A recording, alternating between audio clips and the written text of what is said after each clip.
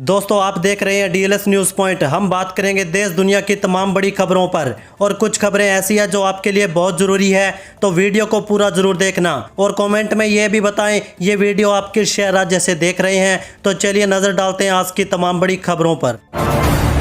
देखिए पहली सबसे बड़ी खबर, मुख्यमंत्री योगी आदित्यनाथ ने गोरखपुर में 995 करोड़ की परियोजनाओं का शिलान्यास किया, जिसमें 6 लेन फ्लाईओवर भी शामिल है। उन्होंने सपा और कांग्रेस पर आस्था, सुरक्षा व विकास के मुद्दों पर जमकर निशाना साधा, उनके शासनकाल की कमियों को भी उजागर किया। वहीं अगली बड़ी खबर देखिए, बिहार सरकार द्वारा नए बिहार पंचायत राज विधेयक को मंजूरी मिलने के बाद शाहपुर प्रखंड की ग्राम पंचायतों की कार्यप्रणाली में बड़ा बदलाव देखने को मिल सकता है। नए प्रावधान लागू होने के बाद पंचायतें आर्थिक रूप से अधिक सशक्त होंगी, साथ ही ग्रामीण क्षेत्रों और स्थानीय बाजारों में होने वाले अनियंत्रित निर्माण और बिना अनुमति लगाए जाने वाले विज्ञापनों पर भी पंचायतों का नियंत्रण बढ़ेगा। चलिए अगला अपडेट देखिए, मानसून सत्र के बीच संसद भवन परिसर में नीट पेपर लीक के मुद्दे पर जमकर हंगामा देखने को मिला। इस बीच संसद में किरेन रिजिजू और मल्लिकार्जुन खड़गे के बीच तीखी बहस देखने को मिली। हंगामे के बीच लोकसभा दोपहर 12 बजे तक स्थगित कर दी गई।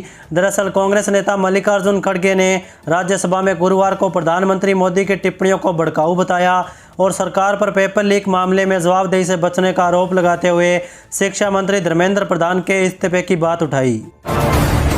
इसी के साथ आगे देखिए, मुख्यमंत्री सम्राट चौधरी ने विधानसभा में कहा कि माननीय सदस्यों की चिंता है कि बिहार में कम बारिश हुई और लोगों को दिक्कत झेलनी पड़ी। जो किसान भाई है उनके लिए सरकार ने 2 तरह की व्यवस्था की है। एक तो सुबह 6 बजे से शाम 6 बजे तक पर्याप्त बिजली हम उपलब्ध कराएंगे। इससे सभी जगह किसान अपने खेत में पानी पहुंचाने का काम कर सकते हैं। इसके अलावा डीएम को भी रिपोर्ट देने को कहा गया।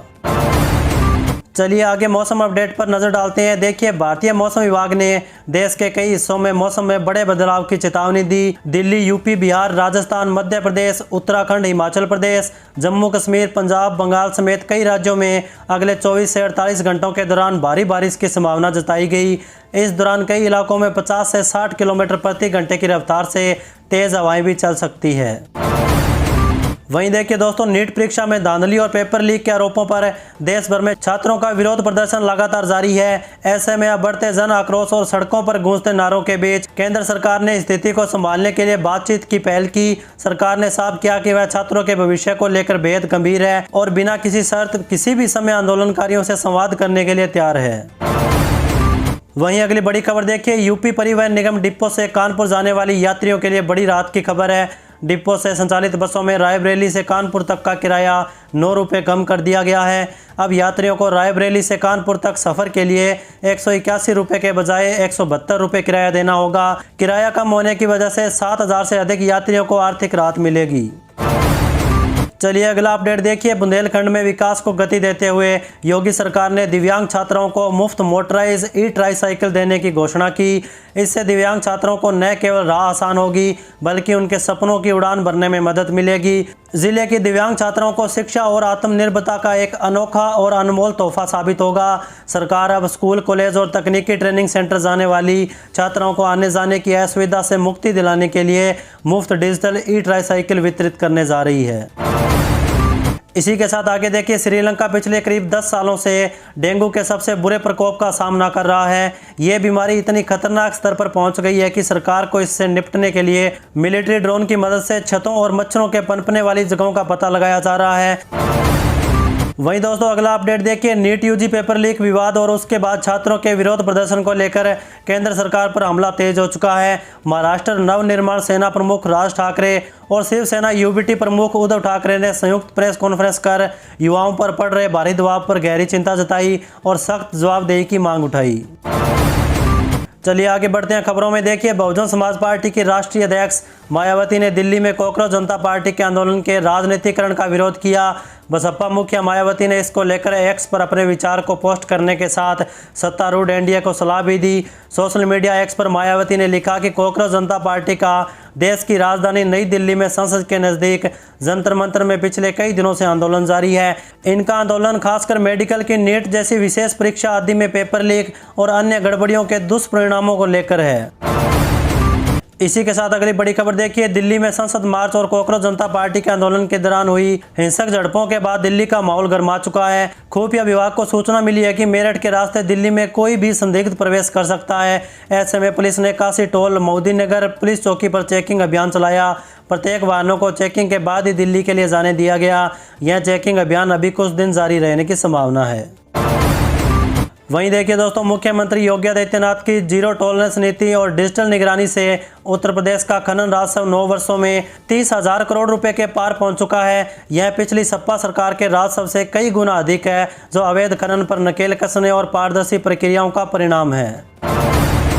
इसी के साथ अगला अपडेट देखिए, जल जीवन मिशन के तहत गांव-गांव तक शुद्ध पेयजल पहुंचाने की मुहिम में अब तकनीक का भी सहारा लिया जा रहा है। उत्तर प्रदेश सरकार ने ग्रामीण पेयजल परियोजनाओं की निगरानी को अधिक प्रभावी बनाने के लिए जल सारथी ऐप का विस्तार तेज कर दिया है। जिले की 549 ग्राम पंचायतों के 780 गाँवों में एनसीसी लिमिटेड द्वारा पाइपलाइन बिछाने, ओवरहेड टंकियों और अन्य संरचनाओं का निर्माण कराया जा रहा है। ऐप के माध्यम से इन कार्यों की रियल टाइमिंग मॉनिटरिंग की जाएगी। चलिए अगली बड़ी खबर देखिए, अमेरिकी राष्ट्रपति ट्रंप ने अमेरिका में मैन्युफैक्चरिंग न करने वाली जेनेरिक दवा कंपनियों पर 200% तक टैरिफ का प्रस्ताव दिया, जिससे भारतीय फार्मा कंपनियों को बड़ा झटका लगा। कंपनियां इस बोझ को अमेरिकी ग्राहकों पर डालने की योजना बना रही है, जिससे अमेरिका में दवाएं महंगी हो सकती है और भारत के $25 अरब के फार्मा निर्यात पर असर पड़ सकता है। चलिए अगला अपडेट देखिए, उत्तर प्रदेश इलेक्ट्रॉनिक्स विनिर्माण का एक प्रमुख केंद्र बन चुका है, जो भारत के 65% मोबाइल और 55% इलेक्ट्रॉनिक्स कंपोनेंट का उत्पादन करता है। राज्य ने प्रभावी नीतियों के कारण 28,000 करोड़ से अधिक का निवेश आकर्षित किया और अब एआई व उन्नत तकनीकों पर ध्यान केंद्रित किया जा रहा है। वहीं दोस्तों आगे देखिए, यूपी के रायबरेली जिले के वृद्ध दिव्यांग निराश्रित कार्ड धारकों के घर तक राशन पहुंचाया जाएगा। अब उन्हें सार्वजनिक वितरण प्रणाली की दुकान तक नहीं जाना पड़ेगा। राशन पहुंचाने की जिम्मेदारी कोटेदारों की होगी। फिलहाल जनपद में ऐसे 84 परिवार हैं। अभी और ऐसे लोगों को चिन्हित करने का कार्य किया जाएगा।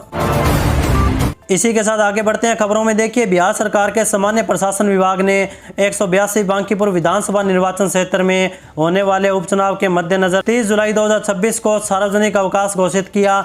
यह निर्णय भारत निर्वाचन आयोग द्वारा जारी मतदान कार्यक्रम के अनुरूप लिया गया। सामान्य प्रशासन विभाग द्वारा जारी अधिसूचना के अनुसार लोक प्रतिनिधित्व अधिनियम 1951 की धारा 135 के तहत मतदान के 182 बांकीपुर विधानसभा क्षेत्र की सीमा के भीतर स्थित सभी सरकारी, अर्ध सरकारी, वित्तीय संस्थानों, निजी प्रतिष्ठानों में सार्वजनिक अवकाश रहेगा। वहीं अगली बड़ी खबर देखिए, नेता राहुल गांधी के नई दिल्ली स्थित आवास पर गुरुवार को इंडिया गठबंधन की बैठक बुलाई गई। नीट पेपर लीक मामले को लेकर इंडिया गठबंधन के लोकसभा और राज्यसभा के सांसद इस बैठक में शामिल हुए।